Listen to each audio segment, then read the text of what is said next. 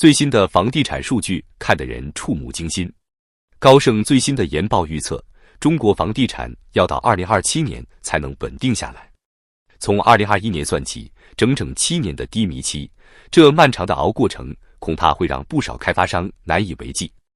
而且这还是建立在一个超级乐观的假设基础上，政府要额外投入8万亿人民币。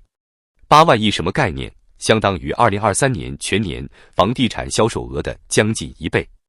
就这么一个天文数字的刺激计划，房地产也只能在2027年才见底。如果政府没有这么大手笔的投入呢？高盛的预测非常悲观，那就得再等3年，房价还要再跌20%至25%。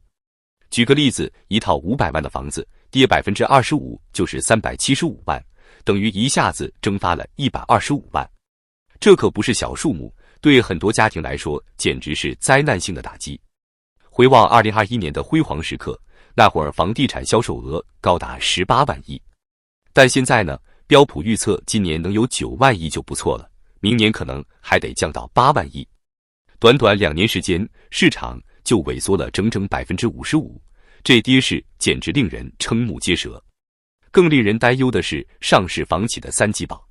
Wind 统计了52家 A 股上市房企的数据，结果触目惊心，超过70%的企业净利润在下滑，18家直接陷入亏损，就连行业老大哥保利发展，虽然收入1827亿排名第1，但利润也在大幅下滑。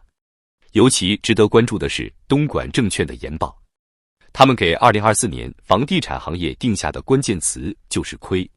仅上半年，整个行业就亏损146.5亿，这意味着行业正经历着有史以来最长时间的持续亏损。来看看今年上半年的具体数据，营业总收入8449亿，同比下跌24%，营业利润仅67.56亿，暴跌90.2%，净利润转负，亏损86.5亿，归母净利润更是亏损146.5亿。这些数字背后反映的是整个行业的困境，收入缩水1/4，利润蒸发90%，这哪里是什么复苏迹象，分明是在衰退的深渊上滑行。有意思的是，政府部门依然在不断召开新闻发布会，强调房地产形势向好，已经止跌回稳。但数据会说话，整个行业都在亏损，这种向好未免太过牵强。更讽刺的是，每次政府发布利好消息，股市反而跌得更狠。与其一味强调乐观预期，不如拿出实打实的行动。毕竟高盛都已经警告，没有8万亿的真金白银投入，房价恐怕还要再跌1/4。接下来几年，房地产市场注定还要经历一段阵痛期。按照各大机构的预测，至少还需要3-4年的调整期。在这种房地产持续低迷的大背景下，北京方面终于坐不住了。据路透社最新消息，中央正酝酿一个超级大招，计划发行超过10万亿元的新债券。这个数字光听着就让人眼晕，相当于中国 GDP 的8%以上。这10万亿怎么个花法呢？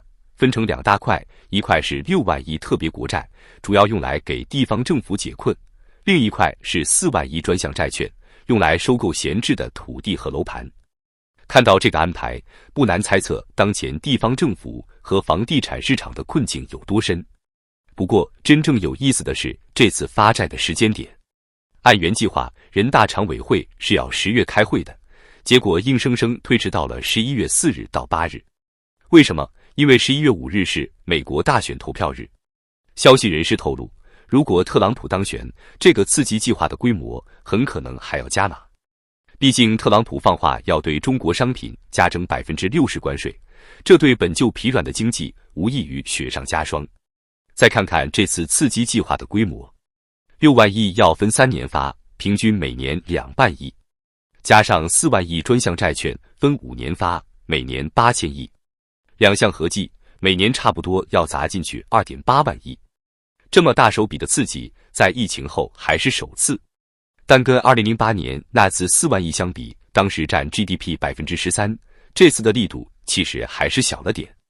这里不得不提一个尴尬的现实，今年地方政府的常规债券额度是3.9万亿，去年是3.8万亿。这么大规模的举债都没能阻止房地产持续下滑，现在每年加2.8万亿，真的够用吗？更深层次的问题在于，这些钱能不能真正解决问题？目前全国烂尾楼保守估计有900万套，乐观派说今年已经交付了246万套。但问题是，这246万套数字靠谱吗？就拿烂尾楼重灾区河南郑州来说，106个烂尾楼盘，涉及60万居民，年初设定的目标才6万套，连10%都不到。更让人怀疑的是，作为全国烂尾最严重的城市，如果真完成了目标，怎么没见郑州官方大肆宣传？说到底，当前房地产市场的核心问题是信心缺失。房企财报显示，前3季度53%的房企毛利率不及15%，25%的房企毛利率甚至低于10%。这意味着，即便卖出去房子，也挣不了多少钱。在这种情况下，单纯靠发债注资能解决根本问题吗？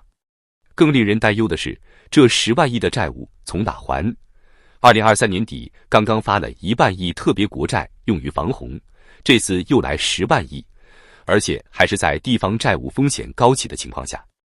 难怪高盛的分析师说，没有额外8万亿的财政支出，房地产市场别想在2027年之前企稳。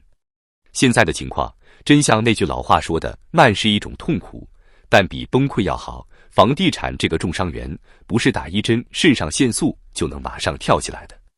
该还的债要还，该破产的得破产，该降价的就降价。再来聊聊最新的房企业绩，简直让人不忍直视。A 股52家上市房企里面，超过70%都在亏钱。这还是有政府各种政策托底的结果，不然数字可能更难看。Wind 的数据显示，就算是行业龙头保利发展，虽然营收做到了1827亿，排在第1位，但利润增速也是断崖式下跌。更离谱的是，这些房企正经历着史上最长亏损周期。东莞证券的分析师说，到了2024年，这个行业的关键词依然是亏损。光上半年的数据就触目惊心，整个行业的营收同比下滑24%，只有可怜的8449亿，净利润直接变成了负数，亏了86.5亿。这还是总数，要是看归属于母公司股东的净利润，亏损更是扩大到了146.5亿。再来看看销售数据，标普预测今年的销售总额能有9万亿就不错了，到了2025年还要继续跌，可能就剩8万亿了。对比一下2021年18万亿的巅峰数据，这跌幅简直堪比自由落体。市场为什么会这么差？根本原因还是库存太多，开发商不得不大幅降价甩货。一组数据就能说明问题。9月份，中国百强房企的销售额同比暴跌 37.7%， 创下今年4月以来的新低。今年前9个月，这些房企的累计销售额更是同比下滑了 36.6%。最近这些部委你方唱罢我登场，轮番开会放消息，搞什么预期管理，结果每次开完会，股市反而跌得更狠。看来摆在中国政府面前的还真是一道难解的方程。不过解题的关键很简单，先把烂尾楼的问题解决好，让那些蜗居烂尾楼里的老百姓过上正常人的生活，其他的事情再慢慢来。毕竟房地产这个市场最怕的不是房价跌，而是信任崩塌。